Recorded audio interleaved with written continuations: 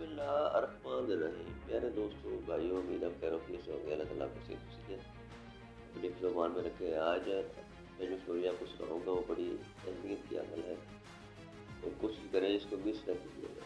یہ اسٹوری ہے انگلینڈ کے متعلق۔ انگلینڈ نے ترقی کیسے کی اور وہ کیسے بنا، کیسے اس نے اپنے آپ کو اسٹیبلش کیا، یہ ایک لمبی داستان ہے۔ انگلینڈ جو ہے اس کے دو حصے ہیں، ایک ہے اولڈ، ایک ہے نیو۔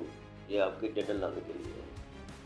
اولڈ جو ہے ایسا، وہ آج سے تقریباً لگا لیں کہ اکبر بادشاہ کے دور میں یا اورنگزیب کی بادشاہ کے دور میں، مغل بادشاہ کے دور میں یہ جو علاقہ تھا بڑا پسماندہ تھا، بڑا غریب تھا۔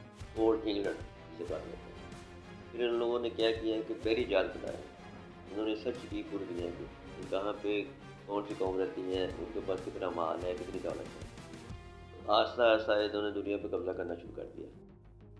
انہوں نے دنیا کو لوٹ کے، ان کا مال لوٹ کے، وہاں سے انہوں نے اپنے آپ کو اسٹیبلش کیا اور نیو انگلینڈ کی بنیاد رکھی، جو کہ آج کل آپ کے سامنے ہے، جسے ترقی یافتہ انگلینڈ کہا جاتا ہے۔ اور یہ اپنے آپ کو سمجھتے ہیں کہ یہ بادشاہ ہیں۔ میرے خیال میں یہ بادشاہ نہیں، یہ دنیا کے سب سے بڑے لٹیرے ہیں۔ انہوں نے ان کے میوزیم میں آپ چیک کر لیں انگلینڈ کے، ان میں آپ کو ہر ملک کی کوئی نہ کوئی چیز ملے گی۔